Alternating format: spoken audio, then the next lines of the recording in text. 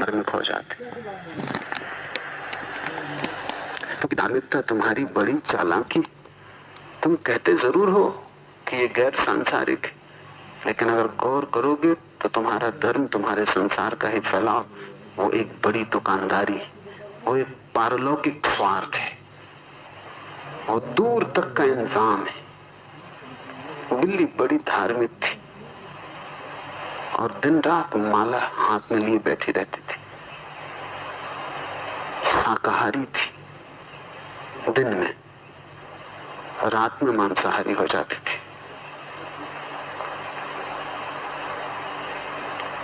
रात में पास पड़ोस के चूहे मार आती थी, वो भी दया के बस कि अगर मैं चूहे न मारूंगी तो पास पड़ोस के लोग चूहों से बड़े परेशान होंगे।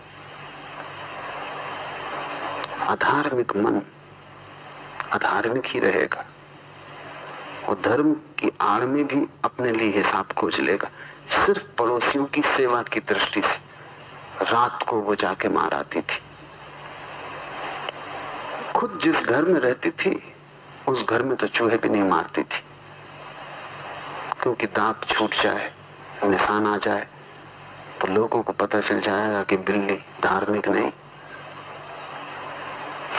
जिनको तुम धार्मिक कहते हो उनका भी एक घेरा होता है, उसमें वो धार्मिक होते हैं, उसके बाहर नहीं।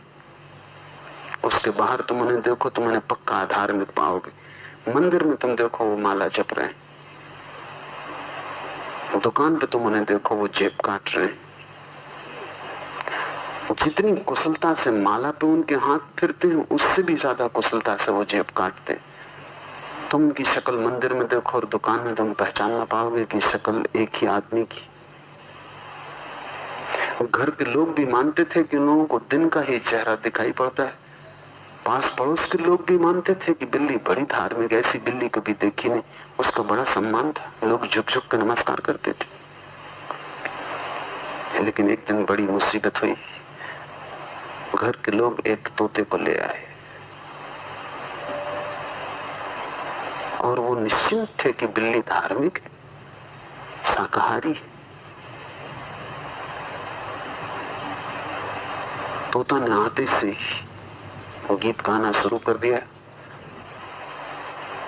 बिल्ली बड़ी नाराज है, उसने कहा ये उपद्रव आ गया घर में, अब मेरी माला फेरना, ध्यान करना, जब तब सब में बाधा पड़ेगी। ये तोता बड़ा धार्मिक मालूम होता है। फिर उसने सोचा कि न केवल ये अधार्मिक है, बल्कि जिस ढंग के बेहूदे गीत गा रहा है कामुक मालूम होता है।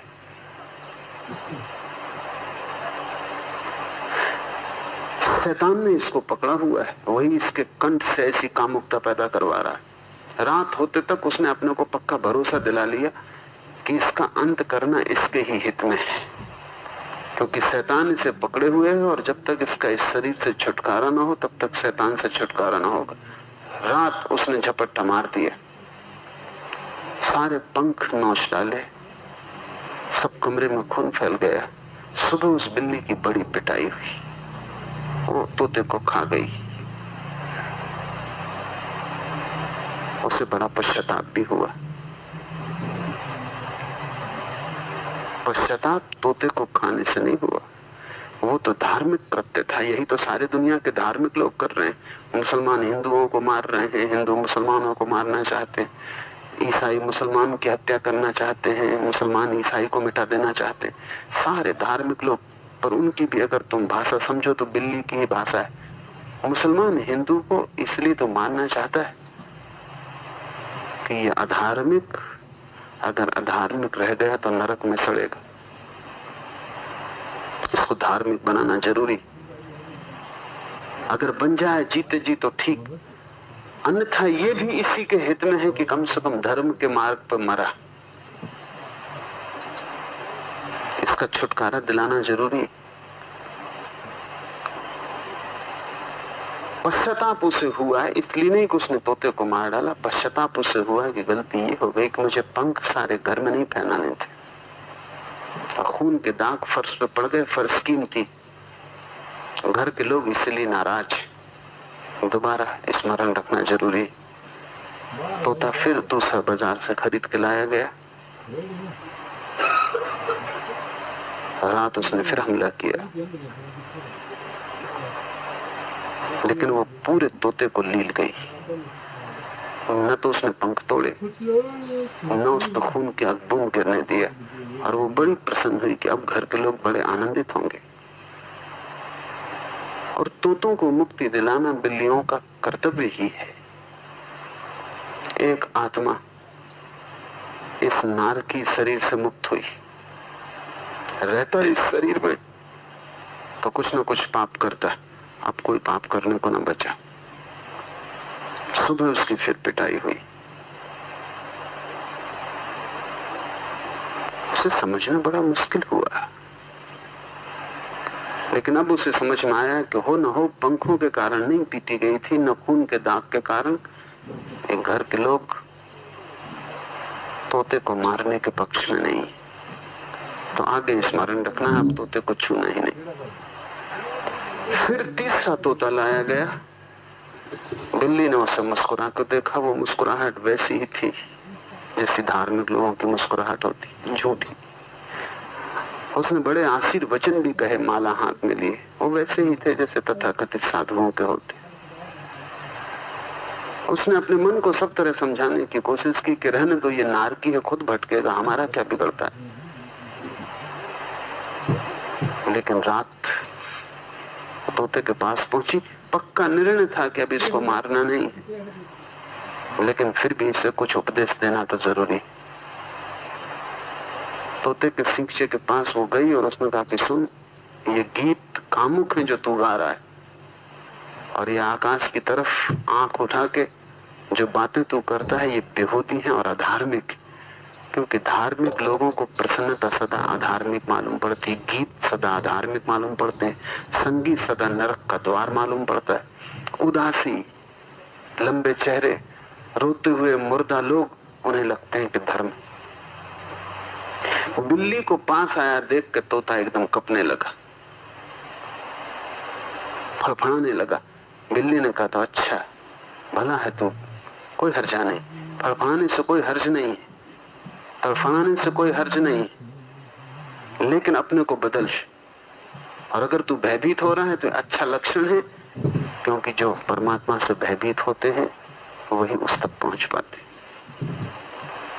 और मैं इस स्थिति में तेरी थोड़ी सहायता करूंगी। उसने एक पंजा अंदर डाला ताकि तोता और फड़फड़ा सके, और फिर उसने कहा कि मारने का तो मैंने तय कर लिया, तुझे मारूंगा नहीं, लेकिन तुझे हिलाने में तो कोई हर्जा नहीं है। उसने तोते को खूब हिलाया, वो हिलाने से तोता मर गया। और जब तोता मर गया तो बिल्ली ने सोचा, घर के लोग हिंसा के विपरीत हैं कि किसी को मारना नहीं, लेकिन मरे हुए को खाने में तो कोई हर्ज नहीं। ऐसी घटना बौद्धों के इतिहास में घटी। सारे बौद्ध मांसाहार कर रहे हैं, उनको ये बिल्ली की कहानी पढ़नी चाहिए। और घटना बड़ी हैरानी की, एक बौद्ध भिक्षु भीख मांगने गया। बुद्ध मांसाहारी नहीं थे, और बुद्ध चाहते नहीं थे कभी कि भिक्षु मांसाहारी हो। एक भिक्षु मांस भोजन मांगने गया। आकाश में उड़ती एक चील के मुंह से एक मांस का टुकड़ा उसके भिक्षा पात्र में गिर गया। संयोग की बात। वो बड़ा मुश्किल में पड़ा, क्योंकि नियम था बुद्ध का कि जो भी लोग भिक्षा पात्र में डाल दें उसको बिना चुनाव के भिक्षु को स्वीकार कर लेना चाहिए। और नियम अच्छा था, नहीं तो मिठाइयां भिक्षु चुन लेंगे, साग सब्जी रूखा सूखा फेंक देंगे।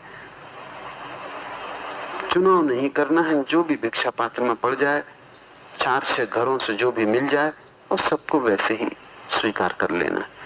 इस भिक्षु ने कही तो बड़ी मुश्किल हुई, ये जो मांस का टुकड़ा गिर गया, इस पर नियम लागू होगा कि नहीं, इसको स्वीकार करना है कि नहीं। वो आया, उसने बुद्ध को संघ में पूछा कि मैं क्या करूं, मेरे भिक्षा पात्र में एक मांस का टुकड़ा गिर गया है, नियम के हिसाब से इसे मैं खाऊं या फेंक दूं। बुद्ध चुप रहे। थोड़ी देर उन्होंने सोचा उन्होंने कि अगर मैं कहूं कि इसे फेंक दो